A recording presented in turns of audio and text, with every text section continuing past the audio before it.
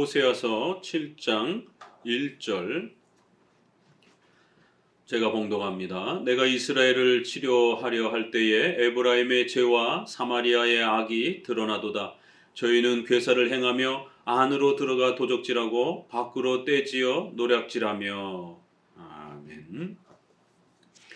6장이 호세아서의 가장 중요한 이제 핵심 내용을 담고 있다라고 말씀을 드렸습니다.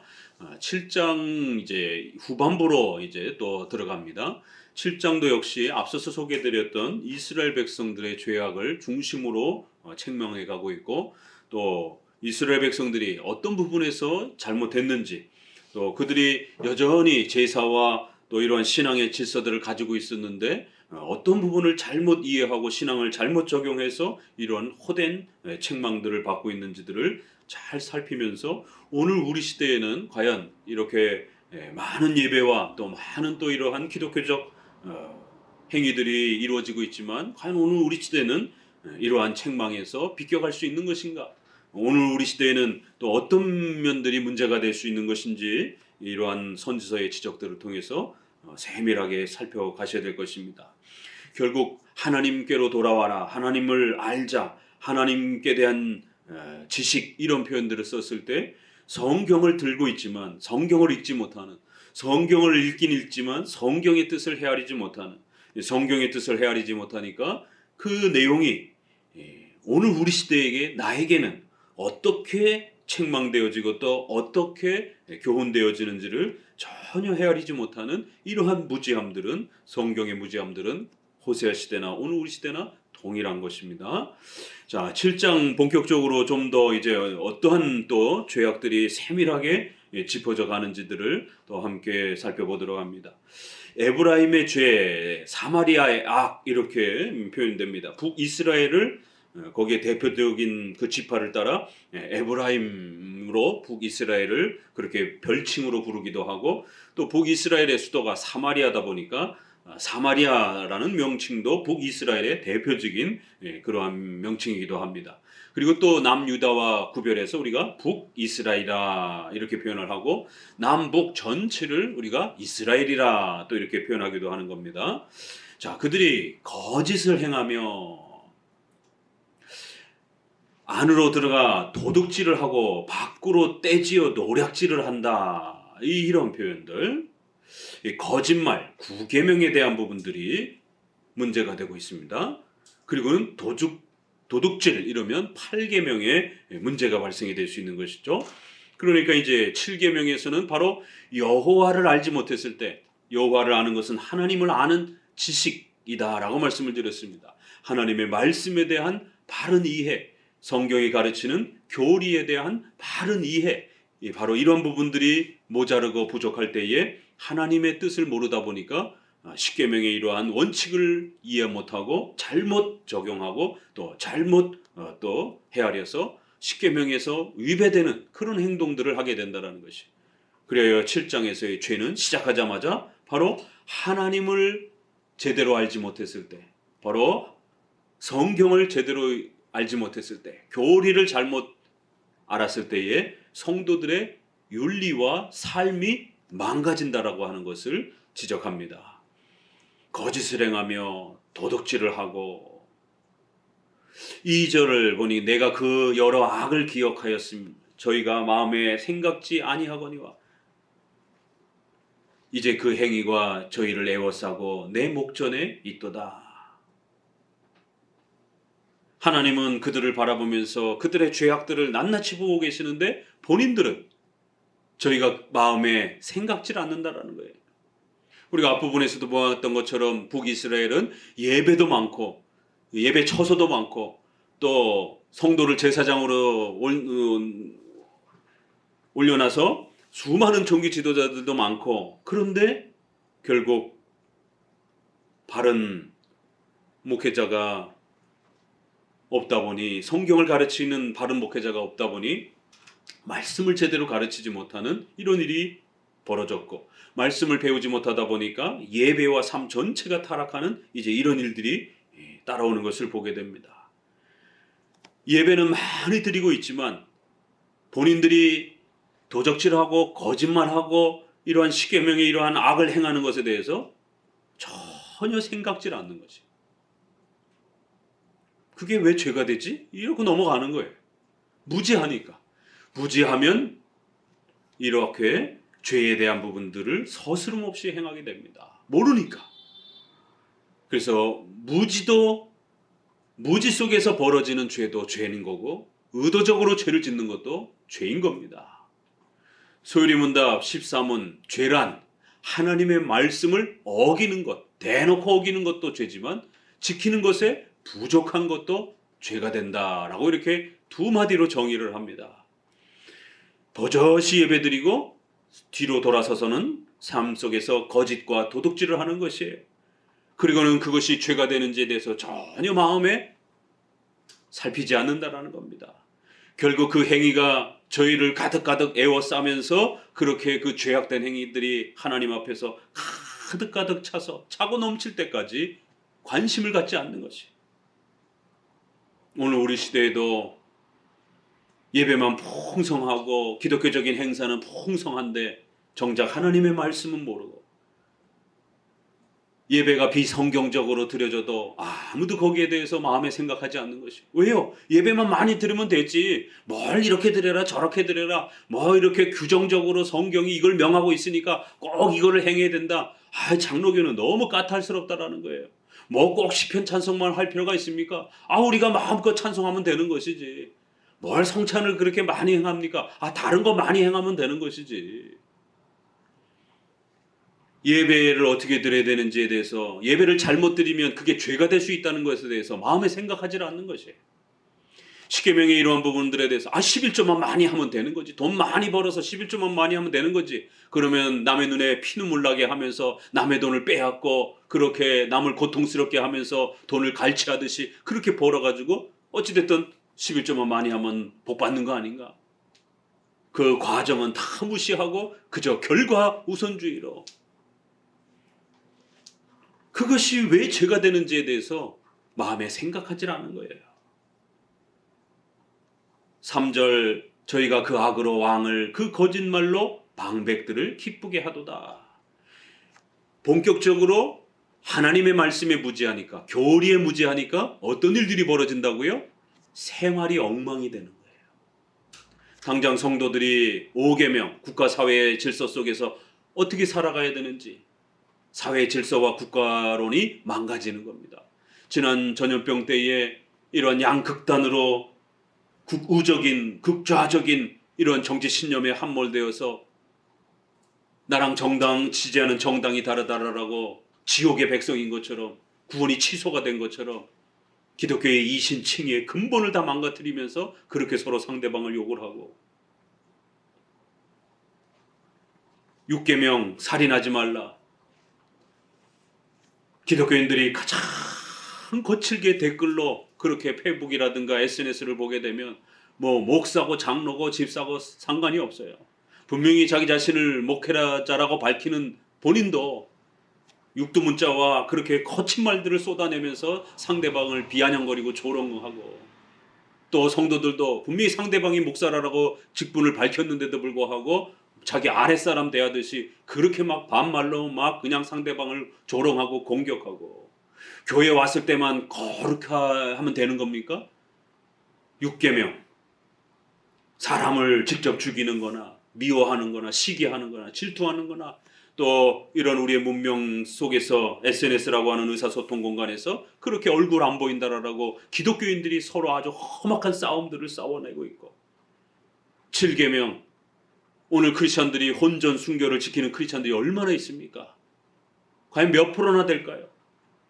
크리스찬들도 혼전 순교를 안 지킵니다.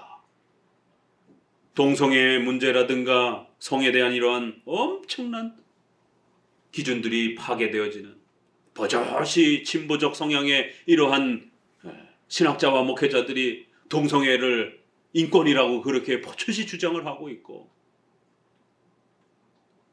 8계명 온갖 도둑질이 팽배한 투기와 투자를 구별하지 못하는 돈만 많이 벌으면 장땡인 것처럼 9계명 거짓말 크리스찬들이 얼마나 많이 거짓말합니까?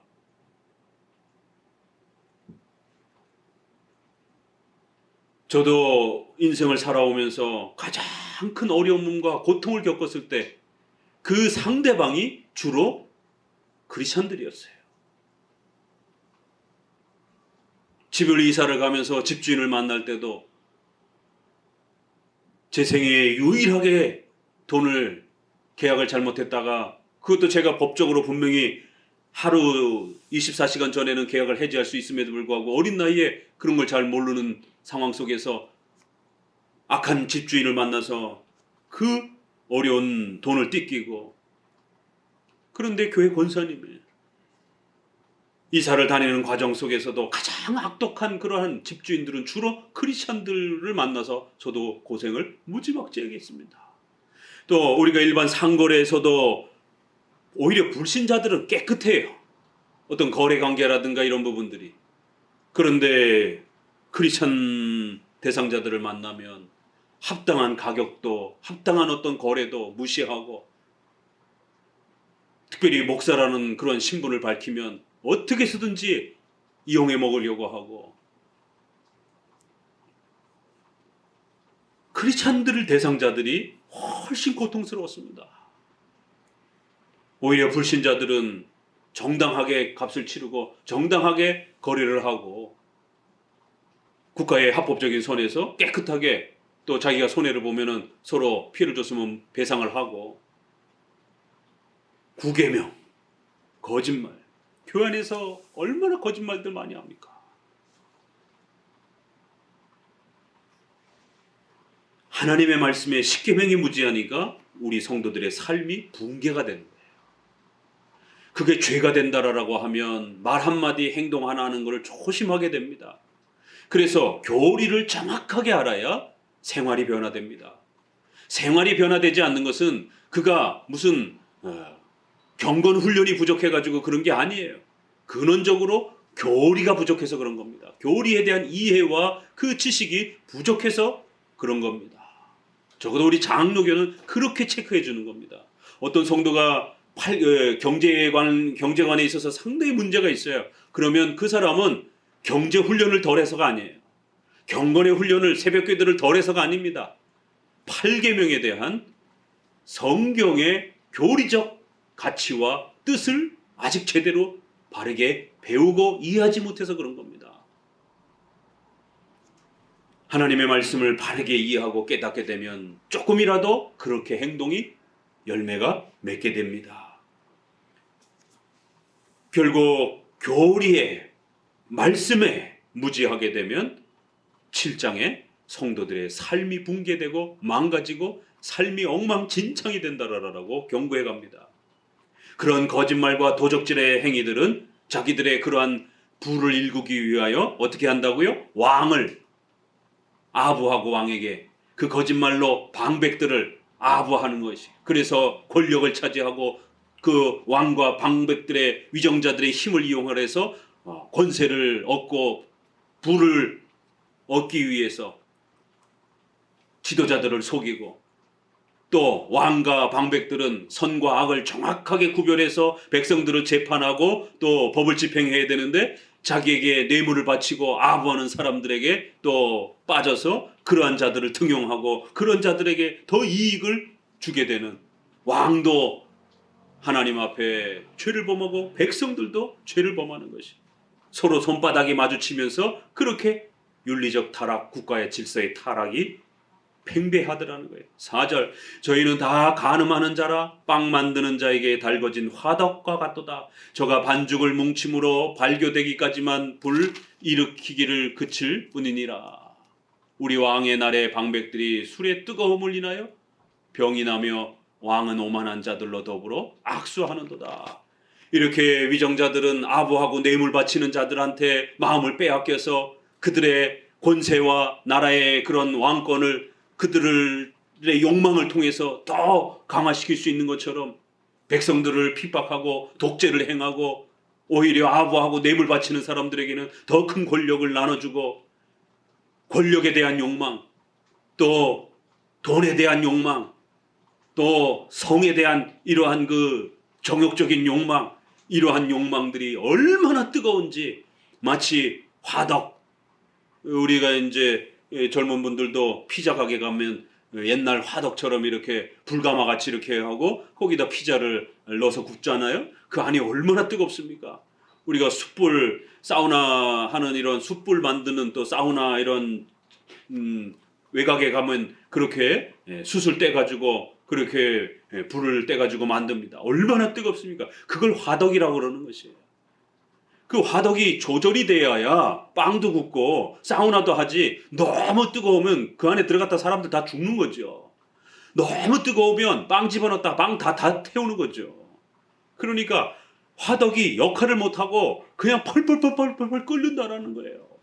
인간의 욕심과 욕망과 정치 지도자들의 또 이 왕들의 이러한 돈에 대한, 권력에 대한, 성에 대한 이런 욕망들이 마치 불 조절이 되지 않는 그 펄펄 끓는 화덕과 같이 그렇게 망가져 있다라는 것이. 반죽을 뭉침으로 발교되기까지만 불 일으키기를 그칠 뿐이니라. 우리 왕의 날에 방백들이 술의 뜨거움을 인하여 병이 나며 오만한 자들과 정책을 의논하고 겸손하고 정직하고 하나님의 말씀에 충실한 이런 사람들을 등용해야 되는데 오히려 무지하고 어리석고 그렇게 욕심만 많은 사람들을 오만한 자들로 악수하며 그들을 정권의 직분에 채용을 하고 6절 저희는 엎드려 기다릴 때에 그 마음을 화덕같이 예비하니 마치 빵 만드는 자가 밤새도록 자고 아침에 피우는 불에 일어나는 것 같도다. 6절이 그런 표현이에요. 화덕과 같이 그 마음이 너무 펄펄 끓어서 어떻게 하면 돈을 더 뺏을까? 어떻게 하면 독재를 해서 백성들을 더 괴롭혀가지고 권력을 더 곤고히 할까? 뜨거운 조절되지 않는 화덕 덩어리와 같이. 앞부분 4절에서는 빵이, 떡이, 피자가 잘 익어야 먹는데 부풀다가 떡이 되질 않은 것이. 이런 떡의 비유를 하기도 하고 화덕의 조절을 못하는 화덕의 비유를 하기도 하고 저희가 다 화덕같이 뜨거워져서 그 재판장들을 삼키며 그 왕들을 다 엎드러지게 하며 저희 중에는 내게 부르짖는 자가 하나도 없도다. 그래서 화덕같이 뜨거워져서 온갖 욕망들로 그러한 그 악한 욕망들이 펄펄 끓으면서 결국 재판장들과 위정자들을 다 망하게 만든다라는 것이에요.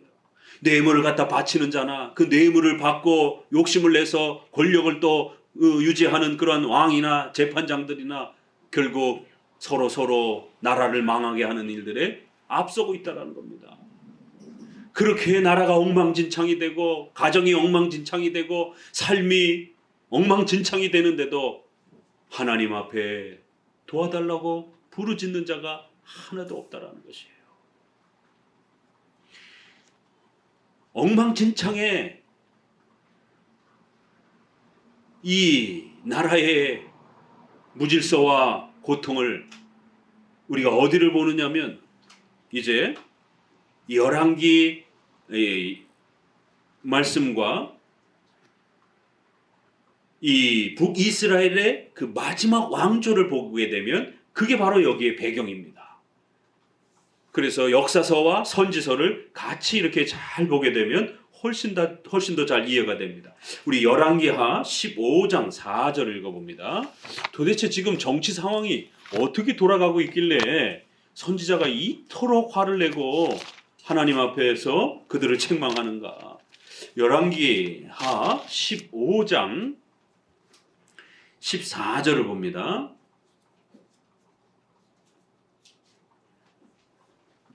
북이스라엘은 호세아서의 책망 이후로 20-30년 뒤에 722년에 나라가 망합니다. 망하기 직전에 호세아가 이렇게 간곡하게 마지막 기회를 던지면서 책망을 하는 겁니다. 하나님 앞에 회개하고 부르짖으면 살 수 있다라고 그렇게 책망하는 것이에요. 자, 도대체 어떤 상황이었길래 그 나라가 망해가는 그 마지막 이 국가 정치의 사회가 이렇게 엉망진창이 되었는가? 15장 14절 같이 읽어봅니다. 오직 산당은 없이 하지 아니하니라. 그러나 아사의 마음이 열왕기하 죄송합니다. 열왕기하 15장 14절 같이 읽습니다.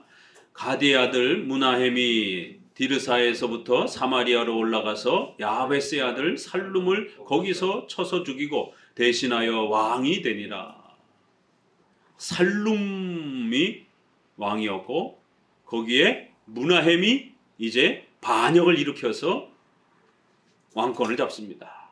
물론 이 살룸도 반역을 통해 가지고 왕권을 잡았던 거예요. 그런데 또 본인도 반란을 통해서 자기 부하의 반란을 통해서 왕권을 빼앗깁니다. 16절 그때 므나헴이 디르사에 와서 딥사에와 그 가운데 있는 모든 사람과 그 사방을 쳤으니 이는 저희가 성문을 열지 아니하였음이라. 그러므로 치고 그 가운데 아이벤 부녀를 갈랐더라. 이런 포악한 짓들을 하는 것이에요.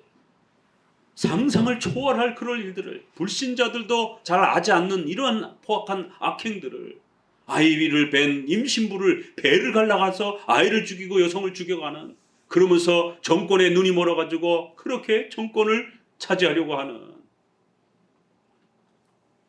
15장 25절을 또 읽어봅니다. 쭉 내려가서 이제 므나헴이 지나가면서 25절 그 장관 르마의 아들 베가가 반역하여 사마리아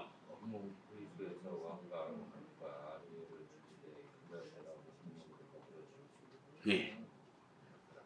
여기도 보니까 베가가 이번엔 또 반란을 일으켜가지고 결국 므나헴의 통치를 전부 다 붕괴시켜 버리는 것을 보게 됩니다. 자, 그리고 30절을 또 읽어봅시다. 요게 지금 근 한 20년 동안의 반란자들이 이렇게 여러 명 등장하면서 20년 동안 왕조가 수도 없이 교체가 됩니다. 30절을 읽어봅니다. 우시아의 아들 요담 20년에 엘라의 아들 호세아가 반역하여 르마의 아들 베가를 쳐서 죽이고 대신하여 왕이 되니라. 이제 이 호세아가 마지막 이스라엘의 북이스라엘의 왕이 됩니다. 선지자 호세아가 있고 북이스라엘의 마지막 왕 호세아가 있습니다. 동명이인이니까 잘 구별을 해야 돼요. 자, 이렇게 지금 7장 1절에서부터 7절까지의 이 내용들은 북이스라엘의 이 반란을 거듭하면서 나라가 쑥대밭이 되는 이러한 혼란들을 책망을 합니다. 왕은, 재판장들은 엉망진창으로 그렇게 나라를 통치하고 재판장들은 그 모든 재판들을 엉망으로 행하고 내 돈과 뇌물을 갖다 바치면 풀어주고 돈이 없으면 가두고 이런 악독한 재판들을 행하고 나라가 이렇게 위험에 처했는데도 하나님께 도와달라고 어떻게 해야 나라가 안정이 될 수 있는지에 대해서 고민하는 그런 지도자도 없고. 자, 7장 8절 가봅니다. 에브라임이 열방에 혼잡되니 저는 곧 뒤집지 않는 전병이로다.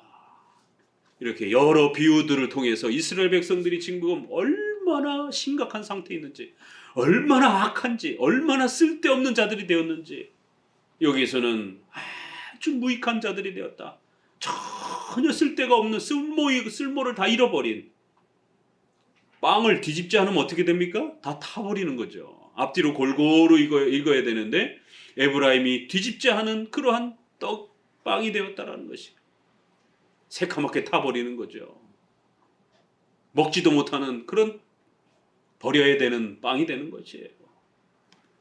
이스라엘 백성들은 먹을 수도 없는, 전혀 도움이 되지 않는 그런 악한 상태가 되었다라는 거예요.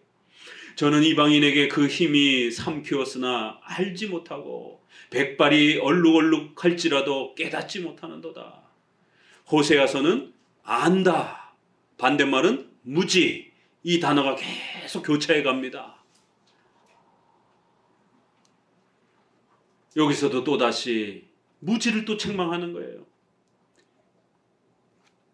왕조가 바뀔 때마다 북쪽의 아시리아를 의지하기도 하고 또 남쪽의 애굽을 의지하기도 하고, 하나님이 그토록 이방인들의 도움을 의지하지 말고 오직 하나님만 의지하면서 정치하라라고 그렇게 당부하셨는데도 불구하고 하나님보다는 외국의 군사를 의지해야 될 것처럼 그렇게 이방인을 의지하고 이방인의 도움으로 뭔가를 해결하려고 하는, 십계명을 따라 하나님의 뜻을 쫓아서 섭리해 인도하심 아래에서 하나님의 뜻을, 말씀을, 교리를 분별하면서 여러분의 삶을 분석하고 하나님의 뜻을 따라 순종하며 그렇게 나아갈 때 여러분의 삶이 회복되고 도움을 받는 것이.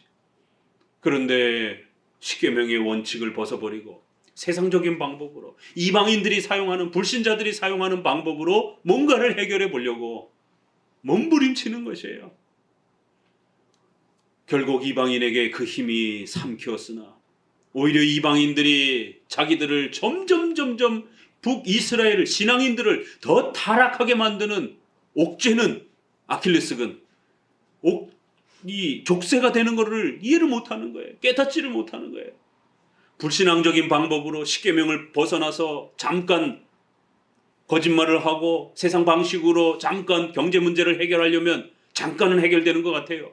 그러나 불신앙적인 방법으로, 십계명을 벗어난 방법으로 여러분의 의식주의의 이런 문제들을 해결하려고 자꾸 몸부림치면 점점 더 족쇄처럼 그 방법 때문에 하나님으로부터 더 멀어지는, 하나님으로부터 더 공핍해지는 이런 일들이 벌어지는 겁니다. 그 잘못된 방법 때문에 이방인의 힘으로 결국 삼키워질 것이다라는 거예요. 근데도 알지도 못한다라는 거예요. 깨닫지도 못한다라는 거예요. 무지하다라는 거예요. 백발이 얼룩얼룩한 인생의 경험과 정치 지도자로서 그러한 경험이 있다라면 어떻게 세상이 돌아가는지 알 것 아니겠어요? 하나님 앞에 어떻게 했을 때 벌을 받았는지, 어떻게 했을 때 복을 받았는지 적어도 노인들은 좀 알 것 아니겠어요? 그런데 노인들도 다 무지해서 나라를 어떻게 통치해야지, 하나님 앞에 어떻게 의지해야 하나님이 도와주시는지, 노인들조차도, 경험이 많은 장로, 권사, 안수집사님들도 교회 안에서 십계명도 몰라요. 십계명이 뭡니까 그러면? 본인들도 배워본 적이 없어요. 장로님이 성도들을 돌아보면서 치리를 하고 훈계를 해야 되는데 뭘 갖고 훈계를 할 겁니까? 십계명을 가지고 권징을 하고 치리를 해야 되는데, 아니 장로님도 십계명을 배워본 적이 없어요. 한국교회 안에 1000교회를 선택해서 100교회를 선택해서 그 중에 십계명을 정기적으로 배우는 교회가 과연 몇 군데나 있는가 한번 조사해 보세요. 장로들도, 안수집사도, 교회의 이러한 직분자들도, 경륜이 있는, 연륜이 있는 이러한 어른들도 깨닫지를 못하는 무지함 속에 갇혀 있는 거예요. 무지가 이렇게 무서운 겁니다. 본인도 망하게 하고, 교회도 망하게 하고, 가정도 망하게 하고, 나라도 망하게 만드는 것입니다. 무지란 이렇게 무서운 것이다라는 거예요. 10절, 이스라엘의 교만은 그 얼굴의 증거가 되나니 저희가 이 모든 일을 당하여도 그 하나님 여호와께로 돌아오지 아니하며 구하지 아니하도다. 6절에는 여호와께로 돌아와라 하나님께서 그렇게 호소하는, 호세아의 선자의 입을 사용하셔서 죄된 백성들아 돌아오라 라고 그렇게 하나님이 외칩니다.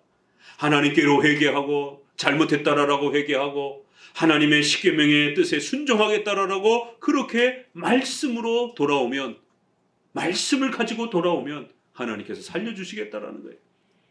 그런데도 돌아오지 않는다라는 거예요. 구하지도 않는다라는 거예요. 하나님의 도우심을 요청하지도 않는다라는 거예요. 돌아오지 않는다. 이 호세아서에는 돌아와라 라는 이 외침과, 그런데 돌아오지 않는다라고 하는 이 이스라엘의 불신앙을 이렇게 대조합니다.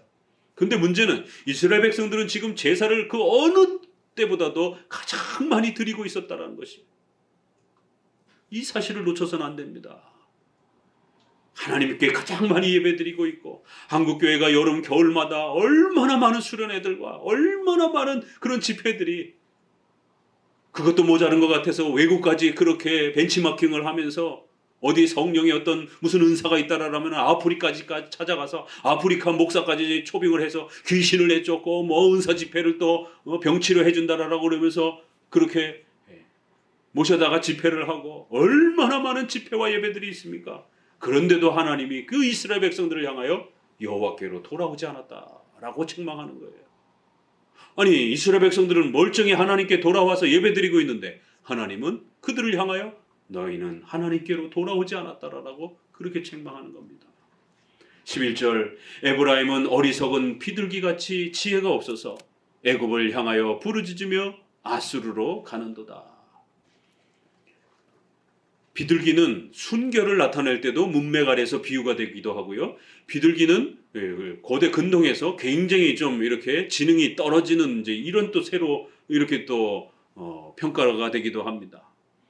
뭐 집을 찾아서 이렇게 잘 돌아오고 문제 또 때로는 편지를 전달하는 이제 그래서 이 비둘기를 그런 면에서 보게 되면 비둘기는 상당히 일반 새보다도 조금 더 지능이 높은 것 같은데 기본적 지능이 왜 비둘기를 썼을까? 그러면 이제 이거는 우리가 조금 문자 바로 이해할 게 아니라 이 번역 차원의 문제가 있습니다. 이 고대의 3,000년, 4,000년 전에 이 쓰여지는 그 글 속에서 이 새가 도대체 어떤 새인지 정확하게 우리 동양에 있는 새하고 이렇게 또 서양에 있는 새하고 완전히 일치하지 않는 그런 새들이 많습니다. 그러니까 이제 번역할 때 우리가 비둘기 그럼 비둘기 굉장히 똑똑한데 우리 관점에서 보게 되면 집도 잘 찾아가고 또 핸드폰이 없었을 때 옛날에는 다 비둘기를 가지고 전쟁을 하잖아요. 소식을 전하고 이런 부분들이 그 비둘기는 이렇게 귀소 본능이 굉장히 뛰어나가지고 그런 부분들 왜 비둘기 같이 지혜가 없다 아주 무식하다 이렇게 할 때 비둘기를 썼을까?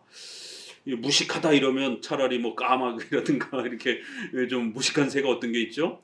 타조가 지 새끼도 막 그냥 지저밟고 막 이제 이러한 포악스러운 그런 형태로 욥기서에도 보면 나옵니다.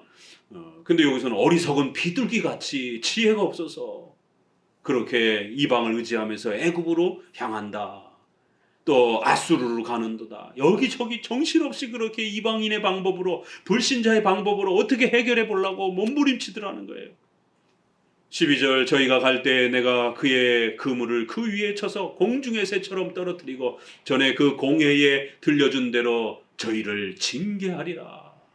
그래 너희가 어디 불신자의 방법으로 돈 문제를 해결하려고 그래 너희가 어디 불신자의 방법으로 결혼 문제를 해보려고 그래 어디 너희가 불신자 방법으로 국가의 문제를 해결해 보려고 하나님이 오히려 그물을 잔뜩 준비해서 징계의 그물을 준비를 해가지고 그들이 조금 회복될 것 같을 때에 하나님이 그 그물을 확 집어 던질 것이다라는 거예요.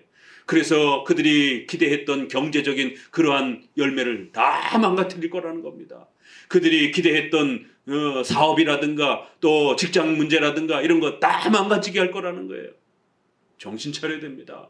십계명이 아닌 십계명에 반대되는 방법으로 우리의 의식주의 문제를 해결하고 덤벼들렸다고 했다가는 잠깐은 회복되는 것 같이 보일지라도 이렇게 하나님이 더 큰 손해가 나도록 징계의 그물을 준비했다가 하나님이 그들이 낭패가 당하도록 그렇게 만들 거다라는 거예요. 공중에 새가 올무에 잡히는 것처럼 꼼짝달싹 못하게 경제적인 피해 또 직업적인 피해 또 가정의 이러한 문제 본인의 삶을 둘러싸고 있는 모든 그러한 삶의 내용들이 낭패에 빠지도록 그렇게 만들 것이다라는 거예요. 이런 경고를 우리가 가벼이 여겨서는 안 됩니다. 그래서 우리 크리스천 청년들은 불법적인 방법으로 결혼해서는 안 되는 것이 혼전 순결을 어겨가면서 결혼하면 안 되는 겁니다. 또 불신자랑 결혼해서는 안 되는 거예요. 아무리 급하다고 해서 불법적인 방법으로 7계명을 어기는 방법으로 그렇게 결혼하거나 결혼을 유지해서는 안 되는 겁니다. 또 8계명 경제적인 부분에 있어서 불법적인 방법으로 아무리 경제적인 지금 형편이 곰핍하다고 해서 악한 방법으로 돈을 그렇게 갈취하는 방식으로 그렇게 문제를 해결해서는 안 되는 것이 10계명의 8계명의 원칙을 따라서 하나님 앞에서 그렇게 경제적 문제를 주의 도움을 요청하면서 10계명을 따라 걸어가셔야 되는 겁니다. 거짓말로 잠깐은 위기를 모면할 수 있어요. 그러나 하나님이 더 무서운 징계로 그의 거짓말의 대가를 반드시 받도록 그렇게 하시겠다는 거예요. 거짓말하면 안 됩니다. 더 큰 낭패를 당하게 됩니다.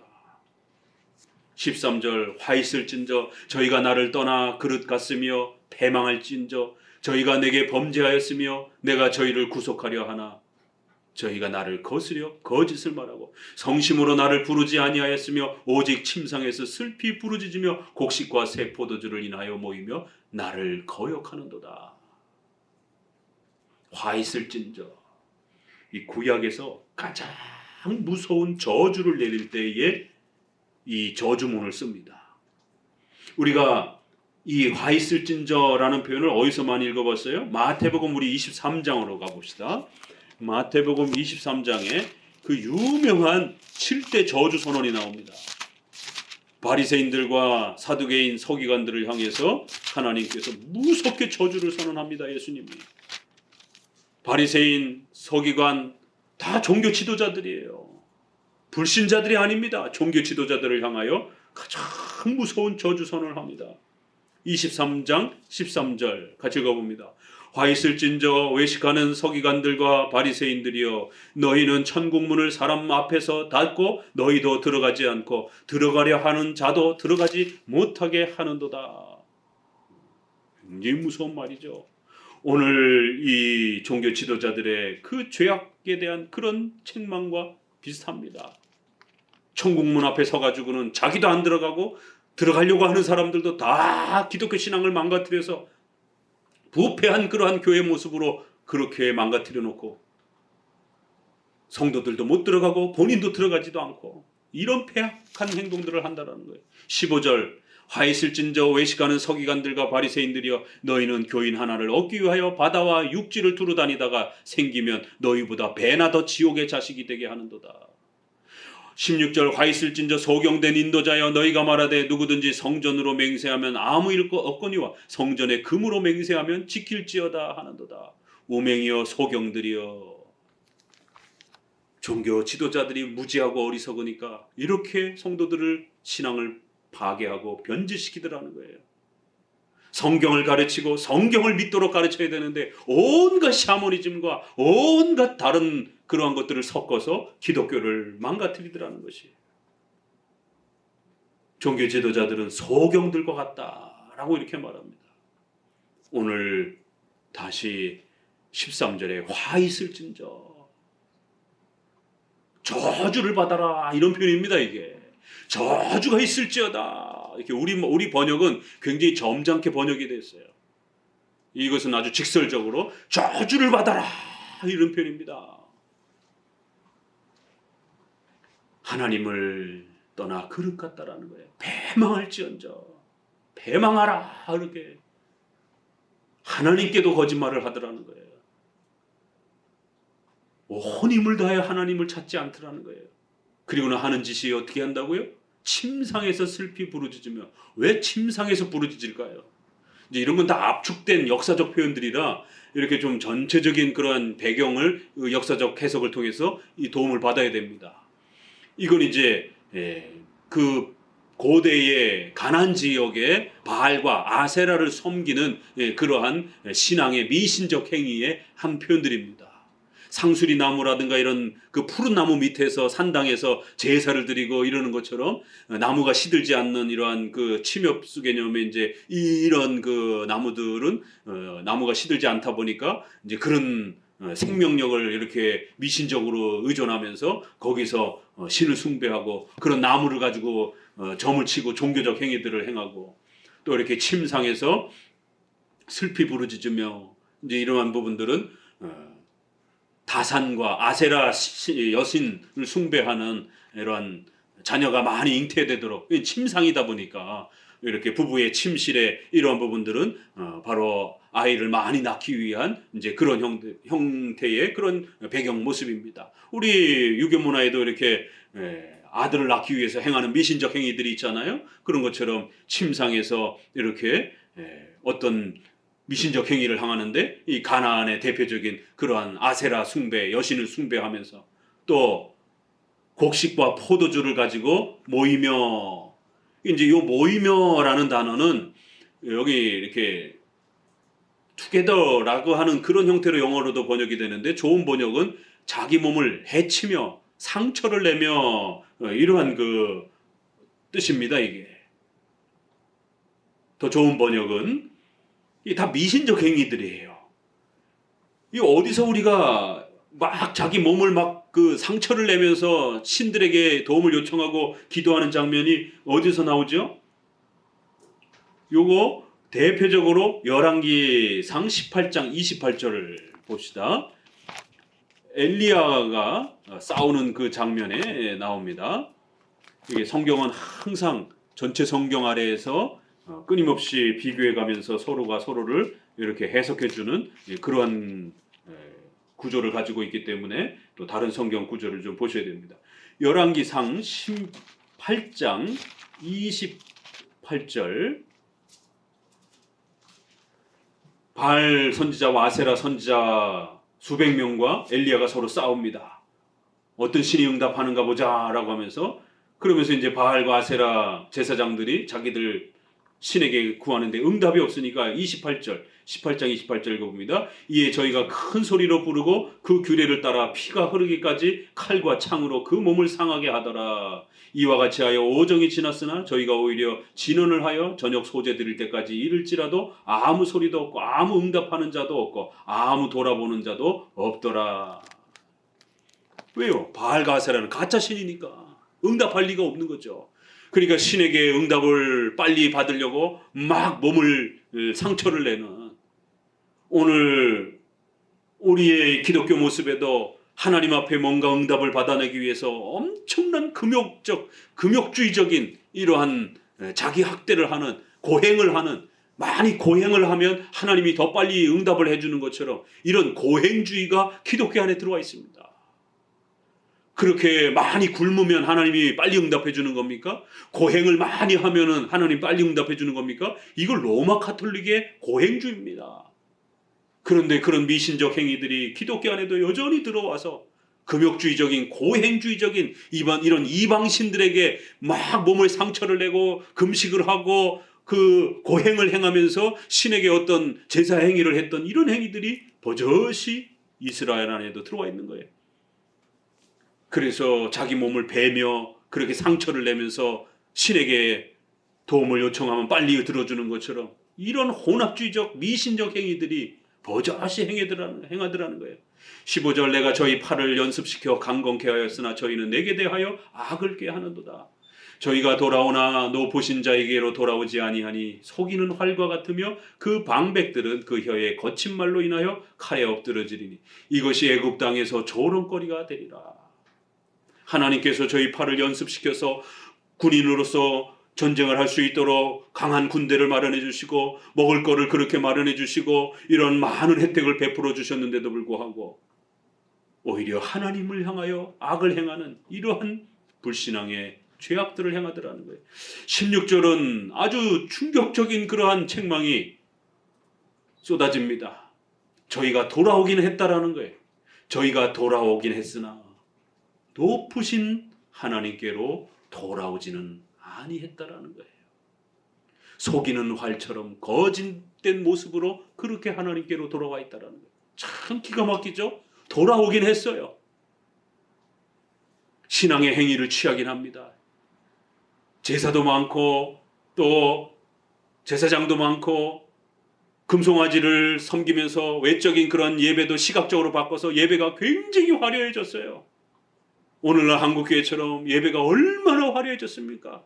종교개혁자들이 로마 가톨릭의 그 모든 화려한 시각적 예배를 전부 다 부시고 오직 강대상 하나 놓고 그렇게 경건하게 단순하게 교회 모습을 회복시켜줬는데 강대상이 다시 화려해지기 시작했습니다. 수많은 무자격자 목회자들이 남발을 합니다. 여자 목사까지 가세를 해서 수많은 목사들이 등장을 합니다. 수많은 예배들이 등장을 합니다. 하나님께로 돌아온 것 같아요. 그러나 전능하신 높으신 살아계신 하나님께로 돌아온 건 아니다라는 거예요. 왜요? 말씀을 가지고 돌아온 게 아니기 때문에. 말씀의 무지한 상태로 돌아오면 그건 안 돌아오는 거나 마찬가지라는 거예요. 교리의 무지한 상태로 그런 예배적 행위만, 종교적 행위만 많이 행하고 있으면 그건 안 돌아온 것이나 마찬가지다라는 겁니다. 그래서 우리의 종교개혁 선조들은 오직 성경을 외쳤던 거예요. 오직 성경으로 그렇게 기독교는 출발하고 돌아와야 된다는 거예요. 8장 1절 같이 읽어봅니다. 나팔을 내 입에 댈지어다.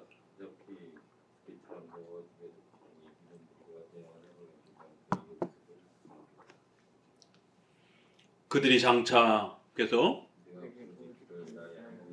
우리 이스라엘이 주를 아나이다 하리라. 이스라엘이 이미 선을 실어버렸으니 대적이 저를 따를 것이라. 자, 보세요. 이 신앙이 어떻게 일그러져 있는가. 신앙이 없는 건 아니에요. 예배가 없는 건 아니에요. 그런데 바르지 않아요. 나팔을 내 입에 댈지어다. 대적이 독수리처럼 여호와의 집을 덮치리니. 남쪽으로는 애굽이, 북쪽엔 아시리아가 북이스라엘을 공격하려고 여기저기 그런 위협에 놓여져 있다는 거예요. 그들이 이런 전쟁의 위협을 겪는 이유가 무엇이라고요?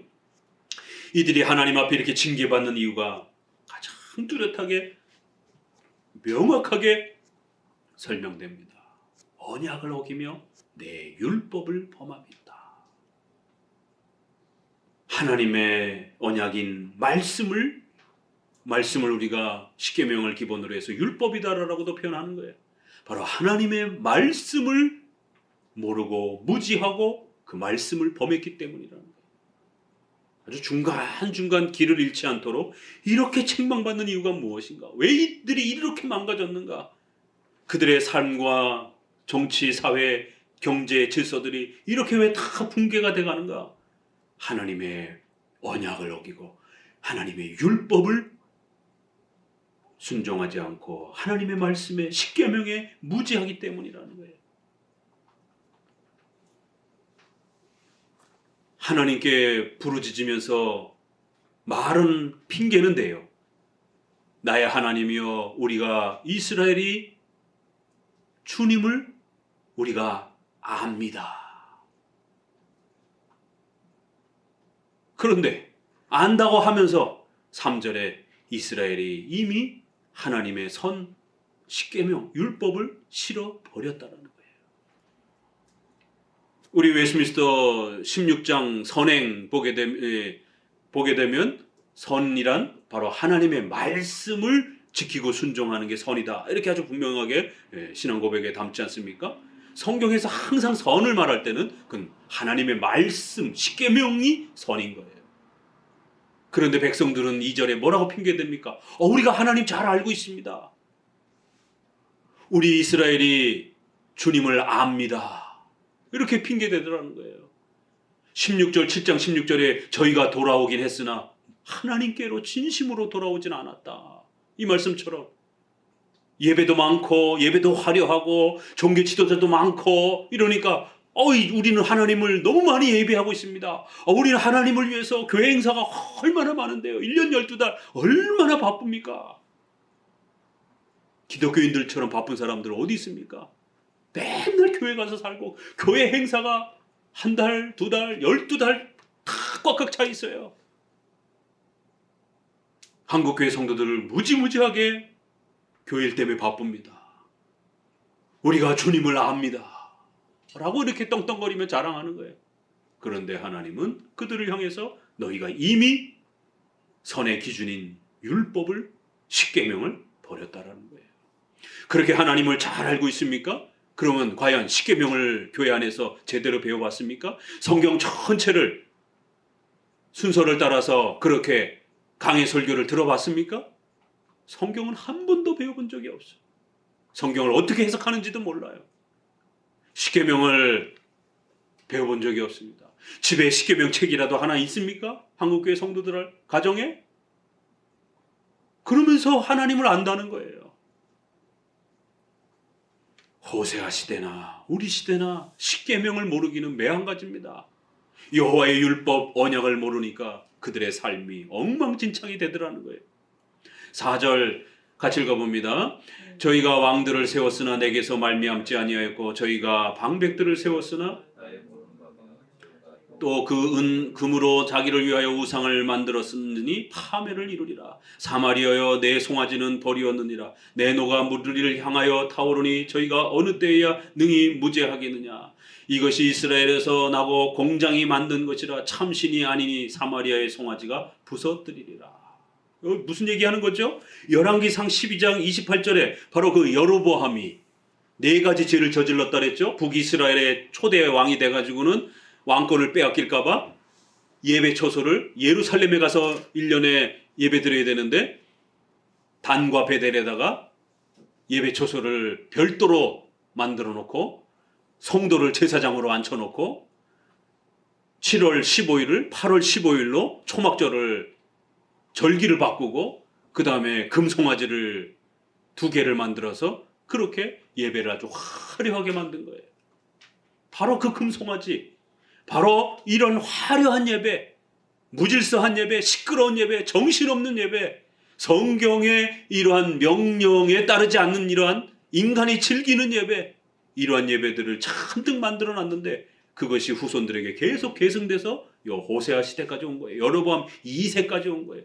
그래서 하나님이 화가 나가지고 너희들이 만들어놨던 그 송아지를 다 부셔버릴 것이다라는 거예요. 너희가 그렇게 예배를 많이 드리고 있고 너희들 가운데 종교 지도자들이 그렇게 많으냐? 내가 세운 자들이 아니라는 거예요.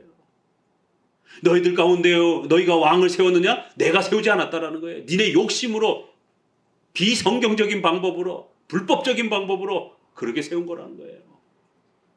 하나님의 섭리를 살피며 십계명을 살피면서 적어도 왕을 세우려면 그러한 자격을 따지고 엄중하게 질서를 따져서 종교 지도자를 세우려면 그 자격을 엄중히 따져서 그렇게 성경적 질서와 절차를 따라서 세워야 그래야 신적 권위를 위임받는 겁니다. 자기들이 마구잡이로 세워놓고 하나님이 세웠다라고 핑계를 대는 거예요. 저희들이 왕을 세웠으나 하나님이 안 세운 거다라는 거예요. 저희들이 방백들을 세웠지만 하나님 모르는 자들이라는 거예요. 지들이 마음대로 세운 자들이라는 겁니다. 종교 지도자들도 지들이 마음대로 무자격자를 세워놓고 그래놓고 예배를 금송아지를 만들어서 온갖 화려한 방법으로 세상 사람들처럼 즐기고 떠들고 재미난 그런 화려한 방식으로 예배를 망가뜨리는 겁니다. 오늘날 예배가 얼마나 화려하고 얼마나 휘황찬란합니까? 최고급 악기에 최고급 무대 시스템에다가 그렇게 예배 안 드리면 예배가 안 되는 겁니까? 왜 한국교회가 로마 카톨릭처럼 이렇게 건물에 돈을 투자하고 외적인 거에 이렇게 쏟아붓습니까? 그거 하다가 중세시대가 1000년 동안이나 징계를 받고 교회가 망했는데 너희가 그렇게 애틋이 생각하는 그 금송아지 다 때려 부실 것이다라는 거예요. 그 화려하고 재미나고 그 휘황찬란 멋스러운 그런 예배들 다 때려 부실 것이다라는 거예요. 이건 사람이 만든 거라는 거예요. 이게 무슨 신을 섬기는 데 도움이 되냐라는 거예요. 7절 같이 읽어봅니다. 저희가 바람을 심고 광풍을 거둘 것이라. 서로 맺을지라도 이방 사람이 삼키리라. 하나님이 아주 다 부셔버리고 저들이 열매를 맺지 못하게 만들 것이다라는 겁니다. 8절 같이 읽습니다. 이스라엘이 이미 삼키었은 즉 이제 열굴 가운데 저한 들나귀처럼 아수르로 갔고 에브라임 저희가 열방 사람에게 값을 주었을지라도 이제 내가 저희를 모으리니 저희가 모든 방백의 임금에 지워준 짐을 인하여 쇠하기 시작하리라. 7장 8장은 계속 국가 질서의 무질서와 그 국가의 전체 사회제도가 붕괴되어지는 이러한 십계명의 윤리를 무시하고 파괴하니까 국가의 윤리제도와 사회적 질서가 붕괴가 되는 거예요.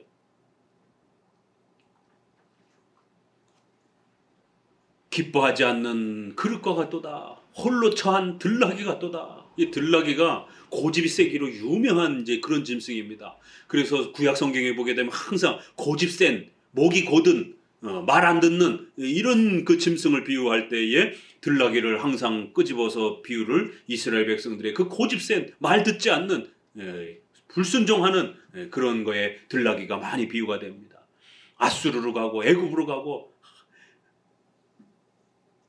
그렇게 에브라임이 값을 치르고 연애하는 자처럼 이방인들을 의지하고 불신앙적인 방법으로 그 문제를 해결하려고 그렇게 애를 쓰더라는 거예요. 저희가 열방 사람에게 값을 주었을지라도 이제 그 모든 값들이 필요 없게 되고 결국 그것 때문에 더 족쇄처럼 멸망해 갈 거다라는 겁니다. 11절 에브라임이 죄를 인하여 제단을 많이 만들더니 그 제단이 저로 범죄케 하는 것이 되었도다. 내가 저를 위하여 내 율법을 만 가지로 기록하였으나 저희가 관계없는 것으로 여기도다. 내게 드리는 제물로 말할지라도 저희가 고기로 제사를 드리고 먹거니와 여호와는 그것을 기뻐하지 아니하고 애굽으로 다시 가리라. 이스라엘은 자기를 지은 자를 잊어버리고 전각들을 세웠으며 유다는 견고한 성읍을 많이 쌓았으나 내가 그 거울에 불을 보내어 그 성을 삼키게 하리라. 윤리적인 타락도 심각한데 어떤 타락이 또 따라붙죠? 신앙적 예배적 타락도 따라오는 거예요.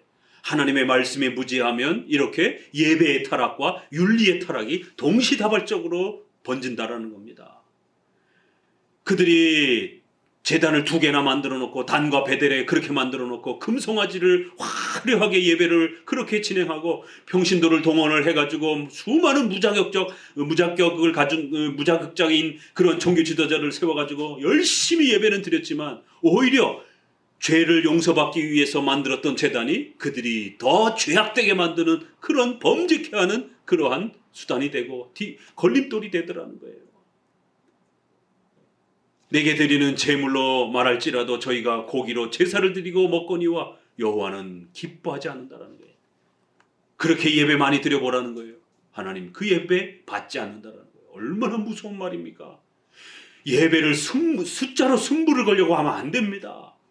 내용이 충실해야 되고 하나님의 말씀에 맞아야 되는 거예요. 그렇게 무조건 숫자로만 많이 예배드리고 숫자로만 많은 목회자를 배출한다고 해서 될 문제가 아닙니다. 여호와께서 그것을 기뻐하지 않는다라는 거예요. 구약에서조차도 이런 제사와 예배를 하나님 안 받으시겠다라는 거예요. 규정에 어긋나고 불법적이고 잘못된 방법으로 제사와 예배를 드리면 하나님이 안 받으시겠다라는 거예요.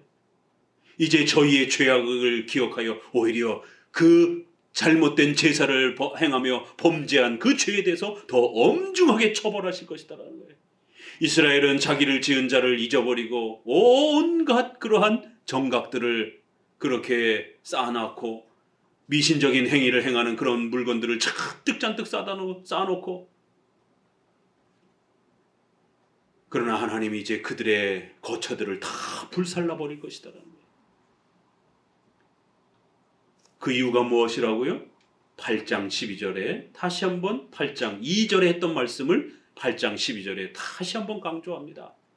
내가 저희를 위하여 내 율법을 10,000가지로 어마어마한 내용으로 그렇게 주었는데도 불구하고 저희가 하나님의 말씀을 배우지도 않고 관심도 없고 하나님의 말씀에 대해서 열심도 안 내고 하나님께서 그렇게 소중하게 말씀을 주셨음에도 불구하고 콧방귀나 끼고 체험이나 뜨거운 능력이나 은사 체험한다라고 그러면서 이상한 소리나 부르짖으며 그렇게 방언한다라고 그렇게 신비스러운 언어라고 그러면서 떠들기나 하고 환상을 봤다라고 그렇게 꿈속에 천국과 지옥에 갔다 왔다 그러면서 간증이나 하고 성경에는 도무지 관심이 없는 이 시대를 어떻게 할 거냐라는 거예요. 성경을 가르치지 않는 이 한국교회를 어떻게 할 거냐라는 겁니다. 성경을 읽지 않는 오늘날 한국교회 성도들을 어떻게 할 거냐라는 거예요. 하나님 불살라버리겠다라는 거예요. 하나님께서는 그들에게 환상 체험을 준 게 아니라 율법을 주셨다라는 거예요. 하나님의 말씀을 주셨다라는 거예요. 그래서 그 말씀을 열심히 연구하고 배우면 하나님을 사랑하고 경외하고 하나님께 복받는 비결을 배울 수 있는 바로 그 말씀을 주셨다라고 말합니다. 우리 마지막으로 신명기 4장을 읽어봅니다. 신명기 4장입니다. 모세가 백성들을 향하여 반드시 잊지 말고 이거를 기억하라라고 당부합니다. 신명기 4장 6절부터 이 율법의 축복이 얼마나 큰 것인지를 이렇게 표현합니다. 4장 6절 같이 읽습니다. 너희는 지켜 행하라. 그리하면 열국 앞에 너희의 지혜요 너희의 지식이라. 그들이 이 모든 규례를 듣고 이르기를 이 큰 나라 사람은 과연 지혜와 지식이 있는 백성이로다 하리라. 우리 하나님 여호와께서 우리가 그에게 기도할 때마다 우리에게 가까이 하심과 같이 그 신이 가까이 함을 얻은 나라가 어디 있느냐. 오늘 내가 너희에게 선포하는 이 율법과 같이 그 규례와 법도가 공의로운 큰 나라가 어디 있느냐. 9절 오직 너는 스스로 삼가며 내 마음을 힘써 지키라. 두렵건대 내가 그 묵도한 일을 잊어버릴까 하노라. 두렵건대 내 생존하는 날 동안에 그들이 내 마음에서 떠날까 하노라. 너는 그들을 내 아들들과 내 자손들에게 알게 하라. 10절 내가 호렙산에서 내 하나님 여호와 앞에 섰던 날에 여호와께서 내게 이르시기를 나를 위하여 백성을 모으라. 내가 그들에게 내 말을 들려서 그들로 세상 사는 날 동안 나 경외함을 배우게 하며 그 자녀에게 가르치게 하려 하노라 하시매. 이렇게 하나님의 말씀을 주신 것은 가장 큰 복이었다라는 거예요. 다른 나라에게는 안 줬다라는 겁니다. 오직 이스라엘 백성들에게만 이 소중한 하나님의 말씀을 주셨다라는 거예요. 이 말씀이 왜 그렇게 대단하냐고요? 이 말씀을 잘 배우면 여호와를 경외하는 법을 배우고 또 여호와께 복을 받는 법을 배운다라는 거예요. 디모데후서 3장 14절부터 16절까지 내가 어려서부터 성경을 알았나니 성경은 믿음으로 구원을 얻게 하는 구원의 복도 주고 의로 교육하기에 유익하는 우리의 윤리적 삶도 회복시켜주는 이런 어마어마한 힘이 이 성경으로부터 온다라는 거예요. 성도 여러분, 이 호세아의 책망을 오늘 우리 시대에 주는 마지막 책망으로서 그렇게 들으시고 우리의 자녀들이 하나님의 말씀에 무지하면 안 됩니다. 우리의 자녀들이 하나님의 말씀을 읽지 않는 그런 습관이 들면 안 됩니다. 조금씩이라도 하나님의 말씀을 열심히 읽고 하나님의 말씀을 가까이 읽고 하나님의 말씀인 그 중요한 내용들을 십계명의 이러한 가르침들을 사모하고 사랑할 수 있도록 훈련시켜야만이 여러분의 가정에 미래가 있는 겁니다. 우리의 교회가 미래가 있는 것이에요. 다른 거 하면 안 됩니다. 오직 성경 읽고 교리 공부하고 하나님의 말씀을 배우는데 온 힘을 내어 여호와께로 돌아오는 우리 성도들이 되시기를 주의 말씀으로 권면을 드립니다.